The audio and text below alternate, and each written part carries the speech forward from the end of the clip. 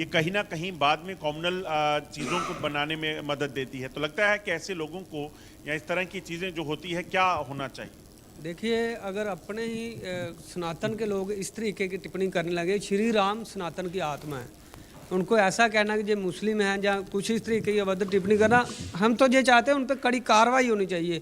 ये वाक्य अगर किसी और समुदाय के लिए कहा होता तो कुछ बड़ा हो सकता था देश में, लेकिन हम अपने आप को कमज़ोर लगाएंगे कि आज भी हम सिर्फ कैमरे के आगे बोलने के लिए आते हैं। लेकिन कुछ ऐसा हो कि दूसरी बार बंदा सोचे कि हम किस पे टिप्पणी करें, हम श्री राम पे टिप्पणी करें, जो हमारे सनातन की आत्मा, जिनके लिए आदमी जीता है और जिनके नाम जपते हुए मर जाता है। जब ये सुना तो क्या कहेंगे? जय श्री राम। कहना क्या है, इनकी जो बुद्धि है वो भ्रष्ट हो चुकी है। इन लोगों को ये नहीं पता कि बोलना क्या है, ये आए कहाँ से हैं। पहले इनका ही धर्म पूछा जाए कि आप कहाँ से मुसलमान आए हैं, डायरेक्ट तो ऊपर से आए नहीं है। ऐसे जो शब्दों का उपयोग कर रहे हैं बहुत गलत है, ऐसा नहीं होना चाहिए। इन लोगों को शर्म आनी चाहिए जो हमारे राम भगवान के ऊपर टिप्पणी कर रहे हैं। और सबसे मैं कमज़ोर समझता हूँ जो हमारे हिंदू हैं, जो वहाँ के जो उठ नहीं रहे हैं, जो आवाज़ नहीं उठा रहे हैं। लड़कियों को जिंदा जलाया जा रहा है, एक लड़के को जिंदा जला दिया गया है वहाँ पे।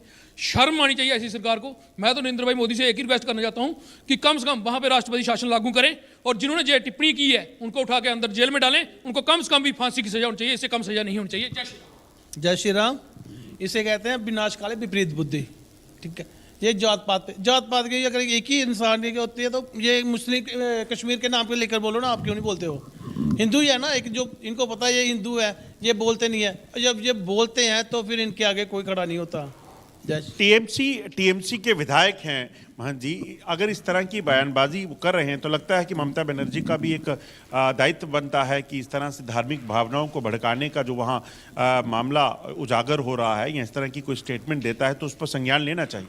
ममता बनर्जी के राज्य में वहाँ पर हिंदू का शोषण, अत्याचार, बलात्कार, जिंदा जलाना, उन पर अनेक प्रकार से अत्याचार करना, ये ममता बनर्जी के ही शासनकाल में हो रहा है। और जो लोग इस प्रकार के बयानबाजी करते हैं वो एक राजनीतिक महत्वाकांक्षा को लेकर ही इस प्रकार के वक्तव्य देते हैं। पर दुर्भाग्य इस बात का है कि कोई ऐसा कानून नहीं बना है। मैं समझता हूँ नरेंद्र भाई मोदी जी को, हमारे भारत के प्रधानमंत्री जी को ऐसा कानून बनाना चाहिए जिसमें धार्मिक आलोचना कोई ना कर सके। और भगवान राम ये विचारणी विषय त्रेता युग में अवतरित हुए और मुस्लिम को आए कितना 1400 वर्ष हुए हैं। अब आप त्रेता, सतयुग, त्रेता, द्वापर, कलयुग चल रहा है और आप इस प्रकार की आलोचना कर रहे हैं तो ये कहीं ना कहीं राजनीतिक महत्वाकांक्षा और हमारी चर्चा बनी रहे मार्केट में, इसके लिए ऐसा वक्तव्य देते हैं। और इन लोगों को सीधे ही काल कोठरी में अंदर करना चाहिए। लगता है राजनीतिक फायदे इस तरह के बयान आज के मॉडर्न युग में देकर मिल सकते हैं। बात यह है, चर्चा में कैसे रहेगा आदमी? अगर एक पागल आदमी पागल हो जाएगा, नॉर्मल आदमी रहते हैं उनकी चर्चा नहीं होती है, और एक पागल हो जाए वो एक पागल हो गया। तो ये इस प्रकार के वक्तव्य देने का मतलब है कि उसकी चर्चा हमको मिले, और चर्चा के लिए ये ऐसा लोग करते हैं। हम इनकी निंदा करते हैं और भारत सरकार से यही अपेक्षा करते हैं कि ऐसी व्यवस्था बने कि कोई भी व्यक्ति धर्म की, सनातन धर्म की आलोचना ना कर सके। आलोचना करना अच्छी बात है, पर आलोचना का कोई तथ्य तो होना चाहिए ना। बिना आधार बात करना ये कहाँ का तथ्य है? किसी तथ्य के आधार पर, किसी व्यवस्था के आधार पर आलोचना करिए, पर आलोचना जिसका कोई सिर पैर ही नहीं है, ये कौन सी बात हो गई कि भगवान राम मुस्लिम थे? अरे परमात्मा तो परमात्मा है, परमात्मा के बिन पग चलहि सुनहि बिनु काना, कर विधि कर्म करहि विधि नाना, आनन रहत सकल रस भोगी, बिन बाणी बक्ता बड़ जोगी।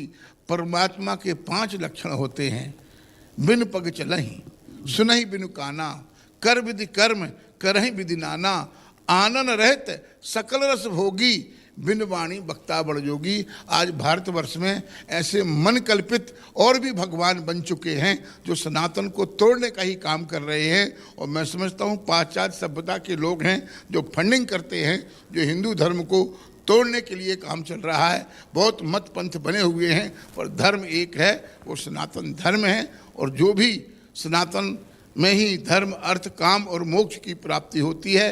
बाकी तो त्रिशंकु की तरह न नीचे के रहने वाले हैं न ऊपर के रहने वाले हैं, ये बीच में लटकने वाले लोग हैं। इनको गति मिलने वाली नहीं है, इनको शांति मिलने वाली नहीं है। ये प्रेत आत्मा की तरह भटकने वाले लोग हैं और भटकते ही रहेंगे। मैं समझता हूँ भारत सरकार को मजबूती के साथ ऐसा कोई आइन बनाना चाहिए जो लोग हमारी भावनाओं को दुख ना दे सकें, टारगेट ना कर सकें, क्योंकि सनातन ऐसा है जो सबके सर्वे भवन्तु सुखिनः, सभी की मंगल की कामना करता है। लगता है इसको लेकर शिकायत भी की जानी चाहिए और कानून ऐसे बने। जी हाँ, जय श्री राम। आगे ऐसी कोई कार्रवाई ना करे कोई, ना ऐसे कोई वक्तव्य दे, इसलिए भारत सरकार को इस बारे में कड़े से कड़े कानून बनाने चाहिए। लगता है कानून बनाने का वक्त आ गया। जी बिल्कुल। देखिए, पहली बात तो ये है कि हमारे सनातन धर्म में आपने भी देखा होगा कि हम लोगों ने किसी भी धर्म के ऊपर कभी भी ऐसी टिप्पणी नहीं की है, और हम हमेशा सनातनी लोग जो हैं, हम लोग जो हैं, हम हमेशा जो है हर धर्म का जो है सम्मान करते हैं। और मैं आपके माध्यम से है मोदी जी से मैं विनती करता हूं कि ऐसे ये जो अभी जो मामला बना है, जो भगवान राम के ऊपर ऐसी गंदी टिप्पणी की है जिसने, चाहे किसी भी समाज का, किसी भी समाज का हो, उसको जो है कड़ी से कड़ी सजा भी ऐसी होनी चाहिए जो कि पूरी दुनिया में एक नाम बने। जय श्री राम। आप समझ सकते हैं लोगों का गुस्सा जो है वो इसी चीज को लेकर है। लगता है कि कुछ ऐसा प्रावधान होना चाहिए, सभी जो पंथ हैं, सभी धर्म हैं, उनकी रक्षा हो सके और ऐसे लोग चाहे वो किसी भी समाज के हों उन पर कड़ी कार्रवाई हो सके। जय श्री राम। हमारा ये कहना है कि यहाँ पे इस पे कानून बनना चाहिए कि कोई भी सनातन को लेके जो गलत टिप्पणियाँ करते हैं वो ना कर पाए। और ये लोग राजनीति फायदे के लिए जो करते हैं, और जिसने सनातन पे टिप्पणी की है वो पार्टियां खत्म होती गई हैं, और ये टीएमसी का भी खत्म होने का समय जो है वो आ गया है। इसीलिए वो ऊट पटांग बातें जो कर रहे हैं जिसका कोई तथ्य नहीं है, इसका कोई भी मान्य नहीं है। तो आप समझ सकते हैं लोगों का ये कहना है कि आखिरकार चाहे वो किसी भी धर्म का विशेष का व्यक्ति क्यों ना हो, मगर इस तरह की बयानबाजियां कर कर अगर लोगों को आहत करने का कोई काम कर रहा है तो उसको लेकर कई कानूनी प्रावधान होने चाहिए, ताकि ऐसी चीजें ना हो जिससे धार्मिक भावनाएं आहत हों या फिर कॉम्युनल क्लैशेस की जो है वजह बने। नहीं है जब इस तरीके से बयानबाजी हिंदू धर्म को लेकर, हिंदू भगवान को लेकर की गई हो, अब कई बार देखा गया है। ऐसे में सवाल है अब ये कि क्या इतना आसान हो गया है क्या हिंदू धर्म को टारगेट करना, हिंदू के भगवान को टारगेट करना? जब मन जिसे आता है वो बयानबाजी कर देते हैं, और बयानबाजी ऐसी होती है जो वाकई में आहत पहुंचाती है।